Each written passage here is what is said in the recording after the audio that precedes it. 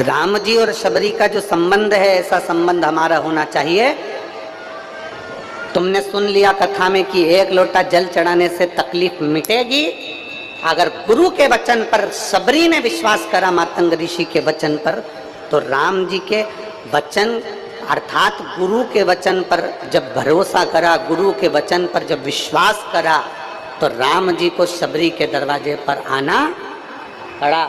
आपका विश्वास जिस दिन दृढ़ हो जाएगा, आपका भरोसा जिस दिन पक्का हो जाएगा और आपने सोच लिया कि मैंने गुरुजी के मुख से सुना है, एक बेलपत्री खाने से रोग निवारण होता है, एक बेलपत्र खाने से कैंसर जैसा रोग भी समाप्त हो जाता है, एक बेलपत्र खाने से किडनी लीवर तक काम करना प्रारंभ कर देती है, एक लोटा जल भगवान देवदेव महादेव को चढ़ाकर आचमन करने से सारे रोग मिट जाते हैं। जब तुमने पक्का भरोसा कर लिया कि सफेद आंकड़े की जड़ कमर में बांधूंगी, मेरी संतान होगी, पशुपति व्रत करूंगी, मेरा काम हो जाएगा, मैं बाबा को बेलपत्री के पेड़ के नीचे ब्राह्मण के जोड़े को भोजन कराऊंगी, मेरी गोद भरा जाएगी, ये सब कुछ आपने एक विश्वास के साथ, एक भरोसे के साथ पक्का मान लिया, विश्वास पक्का कर लिया, तो मेरे ओंकारेश्वर बाबा को भी तुम्हारे वचन को पक्का करने के लिए आकर तुम्हारी गोदी भरना है।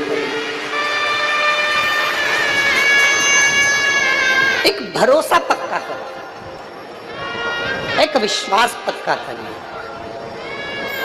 और तेरा ही दिया मैंने खाया पिया है, तेरा शुक्रिया, तेरा शुक्रिया, मुझे भोले बाबा बहुत दे दिया है, तेरा शुक्रिया, तेरा शुक्रिया। ये जायदाद दी है, औलाद दी है, मुसीबत में हर वक्त इमदाद दी है, तेरा ही दिया मैंने खाया पिया है, तेरा शुक्रिया, तेरा शुक्रिया, तेरा शुक्रिया, तेरा शुक्रिया। ये उसकी कृपा से मिला, ये उसकी दया से मिला, ये उसकी करुणा से मिला। संबंध रखना है ना आपको, तो वो संबंध रखो जो शबरी और राम का रहा है। संबंध रखना है आपको, तो वो संबंध रखो जो एक बेटी, एक बेटा और एक बाप का होता है। एक संबंध रखो, बिना संबंध के कुछ नहीं, कुछ नहीं।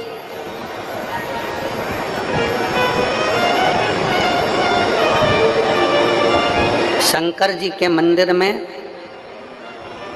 पार्वती माता जरूर होती है, बोलो सही है कि गलत है? शिव जी के मंदिर में गणेश जी की मूर्ति रखी कि नहीं रखी, वो कोई नहीं देखेगा। शिव जी के मंदिर में सदानंद कार्तिकेय की मूर्ति रखी कि नहीं रखी, वो कोई नहीं देखेगा।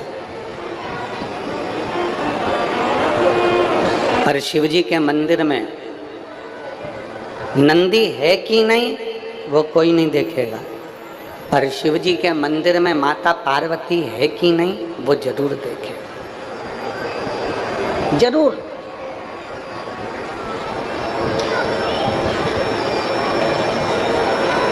यहाँ परली बैजनाथ वाले सोमानी जी यजमान पद ग्रहण करे हैं, बैठे होंगे। कहाँ बैठे हैं? आगे बैठे होंगे, हाँ ये बैठे हैं। ये परली बैजनाथ वाले सोमानी जी हैं, जिनके पिताजी ने सीहोर में कुबरेश्वर धाम पर कथा करवाई थी ऑनलाइन। तब उन्होंने संकल्प लिया था कि 12 ज्योतिर्लिंग में जब जब कथा हो तो बाबा ऐसी कृपा करे कि हम भी यजमान पद ग्रहण करें। उज्जैन, फिर ओमकारेश्वर, ऐसी कृपा बनी हुई है कि, और इसमें से कई ऐसे यजमान हैं जो उज्जैन में भी बने, फिर यहाँ पर भी बने। नियम ले लिया कि बाबा तू देते रहना, और तू देते रहेगा तो मैं तेरी कृपा से 12 ज्योतिर्लिंग में से किसी एक ज्योतिर्लिंग में तो ऐसी कृपा कर देगा कि मैं भी यजमान पद ग्रहण कर लूंगा। ये तेरी कृपा।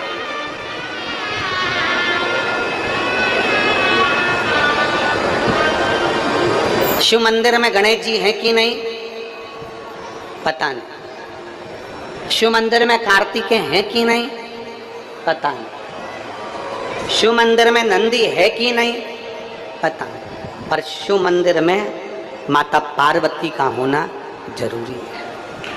क्यों पार्वती का होना क्यों जरूरी है?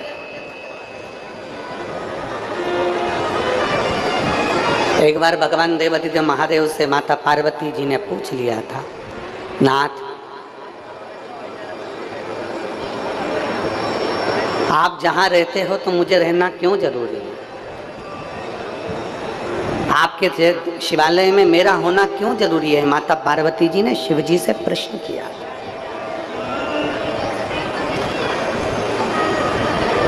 भगवान देवादिदेव महादेव ने कहा था, सुनो पार्वती,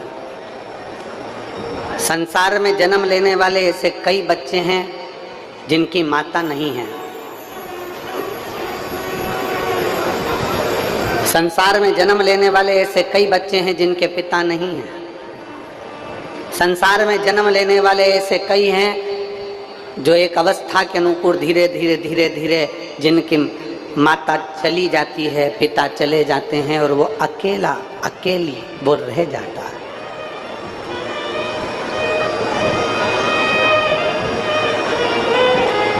दुनिया के लोगों को लगे कि उनकी माता नहीं है, पर पार्वती जिस मंदिर में, जिस शिवालय में लोग मुझे प्रणाम करने आएंगे ना, तेरा दर्शन अगर उसको उस शिवालय में हो जाएगा तो माता की कमी उसकी जिंदगी में कभी नहीं रहेगी। माता की कमी कभी जिंदगी में नहीं रहेगी।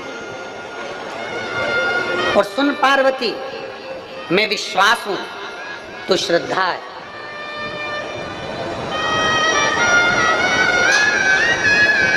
सुन पार्वती, मैं विश्वास हूं तू श्रद्धा है। मेरे धाम तक अगर किसी भक्त को पहुंचना है, मेरे करीब अगर किसी को पहुंचना है, तो ये दो चीजें उसके पास में होना जरूरी है।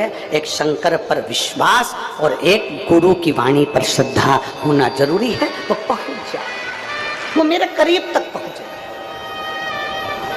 अब जरा विचार करिए, जरा देखिए, अगर आप पंडाल की दशा देखेंगे, हम तो एलईडी पर भी बोलेंगे, आस्था चैनल वालों को बोलेंगे, टीवी पर दिखाइएगा, पंडाल की स्थिति देखेंगे तो पूरे पंडालों में कहीं पांव रखने की जगह नहीं है। धूप में लोग खड़े हुए हैं, लोगों ने अपनी अपनी चादर, अपना अपना छाता धूप में लगाकर बैठे हुए हैं। और यही की यही स्थिति पूरे रोड पर, ओमकारेश्वर मोड़ टक्का के रोड पर गाड़ी से जाकर देखना, पूरे रोड पर पेड़ों के नीचे लोग अपनी अपनी दरी बिछाकर, चादर बिछाकर आराम से बैठकर कथा का रसपान ग्रहण कर रहे हैं। इतना ये विश्वास, ये श्रद्धा, ये भरोसा, ये भक्ति, ये दृढ़ता ही तो है जिसके बल पर आपको परमात्मा का दर्शन होता है और परमात्मा को अपना भक्त प्राप्त होता है। ये विश्वास की दृढ़ता, ये भरोसे की दृढ़ता। अगर विश्वास नहीं हो तो परमात्मा कहाँ है?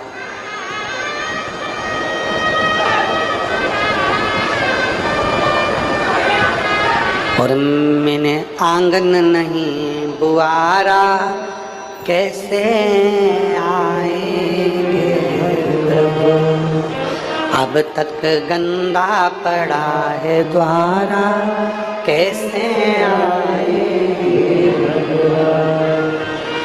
कैसे आएंगे प्रभु, कैसे आएंगे प्रभु, कैसे आएंगे भगवान, कैसे आएंगे प्रभु, अब तक गंदा पड़ा है द्वारा, कैसे आएंगे।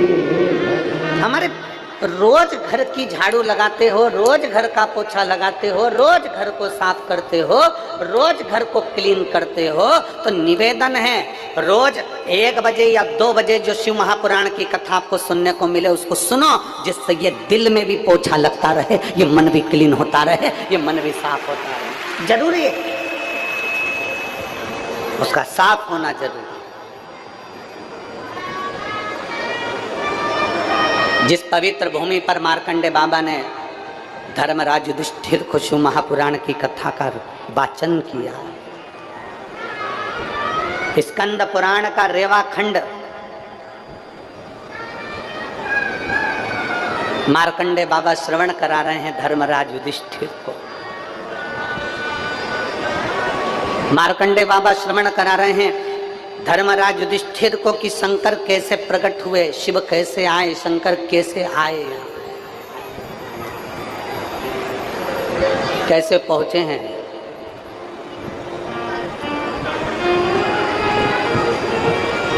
महाराज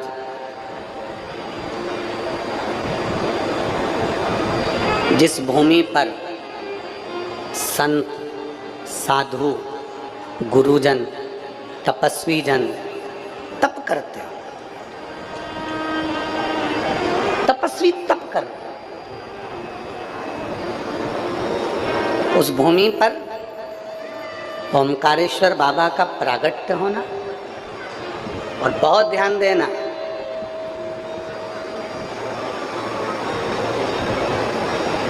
इस पवित्र भूमि पर सबसे पहले शंकर जी प्रकट हुए, उससे पहले जो पीछे तुमको ओम दिख रहा है, बोलो जम के बोलो, दिख रहा है, इस भूमि पर मेरे देवाधिदेव महादेव का शिवलिंग प्रकट हुआ, उससे पहले मेरे देवाधिदेव महादेव ने डमरू का नाद कर कर सबसे पहले ओम को प्रकट करा था, ओम अक्षर को प्रकट करा। किसके लिए?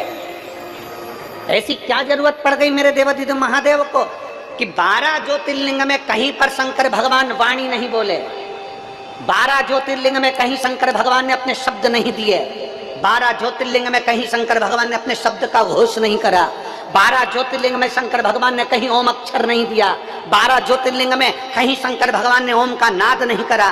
केवल 12 ज्योतिर्लिंग में से एक ज्योतिर्लिंग ओमकारेश्वर ऐसा है जहां शंकर भगवान ने ओम का नाद किया।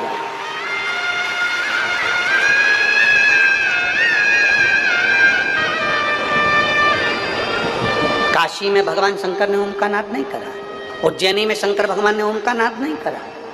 12 ज्योतिर्लिंग के चरित्र को उठाकर देखिए, 12 ज्योतिर्लिंग के पूरे चरित्र का स्मरण करिए, 12 ज्योतिर्लिंग के पूरे वेद और पुराण का शास्त्र का अध्ययन करिए, कहीं पर भगवान शंकर ने ओम का नाद नहीं करा। केवल एक माँ रेवा का तट, ये पवित्र भूमि ओमकारेश्वर की, जिसमें सबसे पहले शंकर भगवान ने ओम का नाद किया है। सबसे पहला ओम का नाद शिव जी ने किया। किसके लिए? मार्कंडे ऋषि कह रहे हैं, मार्कंडे बाबा कह रहे हैं धर्मराज युधिष्ठिर से, सुनो धर्मराज,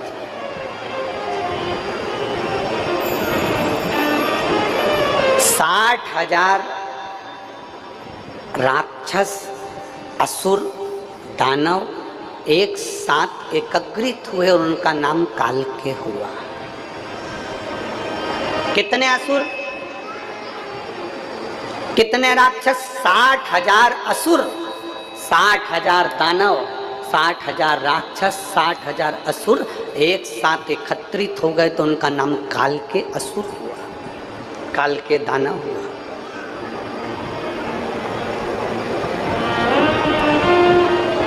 अगस्त ऋषि भगवान शंकर की भक्ति में लगे रहते थे। अगस्त बाबा तो अगस्त बाबा, शिव की उपासना उनकी निरंतर चलती है। अगस्त ऋषि ने देवाधिदेव महादेव के साथ में माता पार्वती का स्मरण किया, माँ को याद किया। जैसे अभी हमने कथा में कहा था कि माँ के रूप में माता पार्वती जी मंदिर में, देवालय में, शिवालय में बैठी, और बहुत जरूरी है।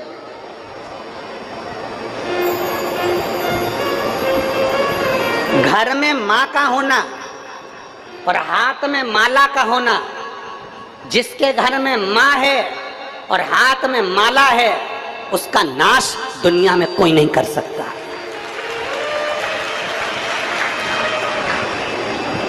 जो अपनी माँ का आदर करता है और हाथ में पड़ी हुई माला का आदर करता है, जो माँ का आदर करता है और गले में पड़ी हुई कंठी, गली में पड़ी हुई माला का आदर करता है, मालूम पड़े तुलसी की माला गले में पहन ली, रुद्राक्ष की माला गले में पहन ली और दुनिया की निंदा कर रहे हो, कोई मतलब नहीं। तुम्हारी कंठी पहनने से तुम्हें कोई मतलब नहीं। कंठी का मतलब क्या होता है? तुलसी की कंठी पहनते उसका मतलब क्या है? रुद्राक्ष की कंठी पहनते उसका मतलब क्या है? तुलसी की कंठी तुमने गले में धारण कर ली और कह दिया हमने गुरुजी से मंत्र लिया था इसलिए तुलसी की कंठी पहनी है, हमने मंत्र लिया था इसलिए रुद्राक्ष की कंठी पहनी है। कंठी का मतलब क्या होता है? कंठी का मतलब यह है कि हमारे कंठ से, हमारी वाणी से, हमारे शब्द से कभी भी किसी का आहित ना हो, किसी को गाली ना दी जाए, किसी का अपमान ना किया जाए, किसी को शब्द ऐसा ना कहा जाए जिससे किसी को कुछ मन में घात लगे। कंठी का मतलब है अपने कंठ को सुधार लो।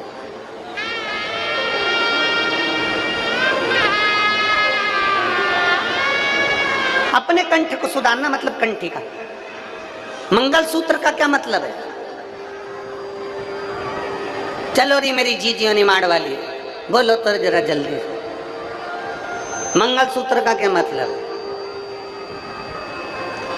गले में जो मंगलसूत्र पहना रहता है उसमें काले मोती, लाल मोती और बीच बीच में सोने के मोती पड़े रहते हैं। मंगलसूत्र का मतलब है कि तेरे गले में ये जो मंगलसूत्र पड़ा हुआ है, मतलब तू अकेली नहीं है, तेरे साथ पीछे से कोई तुम्हें बल देने वाला, कोई तुम्हें ताकत देने वाला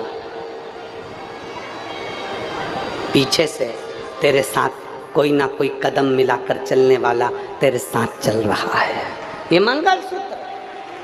और मंगलसूत्र में जो काले धागे हैं, सोने के दाने हैं, काले दाने, सोने के दाने, फिर काले दाने, फिर सोने के दाने, लाल दाने, फिर सोने के दाने, ये हमें बताते हैं कि हमारे मंगलसूत्र को देखकर अगर एक जैसे काले काले के दाने मंगलसूत्र में नहीं होते, एक जैसे सोने सोने के दाने मंगलसूत्र में नहीं होते, उसमें काला और पीला, काला पीला, लाल पीला उस मंगलसूत्र में दाने होते हैं। वो ये बताता है शादी के समय पर जब दूल्हा दुल्हन के गले में मंगलसूत्र पहनाता है तो मतलब मंगलसूत्र का मतलब वो दूल्हा दुल्हन के गले में इसलिए पहना रहा है कि तू मुझसे शादी कर रही है। इस मंगलसूत्र को देख लेना, इसमें आधे दाने काले हैं, आधे दाने पीले हैं। अर्थात जिंदगी एक जैसी नहीं चलती, कभी काली जिंदगी रहेगी, कभी पीली जिंदगी रहेगी, कभी सुख की जिंदगी रहेगी, कभी दुख की जिंदगी रहेगी। मैंने तेरे गले में मंगलसूत्र पहनाया है, मैंने तेरे गले में मंगलसूत्र धारण कराया है, इसलिए तू अंदाजा लगा कर रखना कि मंगलसूत्र का एक एक दाना एक जैसा नहीं होता।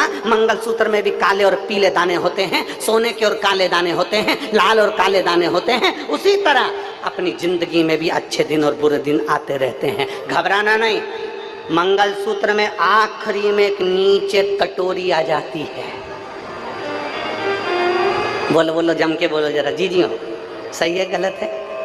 पर एक निवेदन आप सबसे करेंगे, हम पहले भी व्यासपीठ से करते हैं, आज भी कर रहे हैं। सोने की कोई चैन, कोई मंगलसूत्र, कोई अंगूठी, कोई महंगा पर्स, कोई पैसा लेकर आप कथा के पंडाल में बिल्कुल मत आओ। आप तो मेरे बाबा के होकर आओ, मेरे शंकर को लेकर जाना है। इसलिए जब हीरा रूपी डायमंड, जब शिव पुराण रूपी मिल रहा है तो तुम्हारे कीमती सामान को अपने अपने घर में छोड़ कर आया करो, मत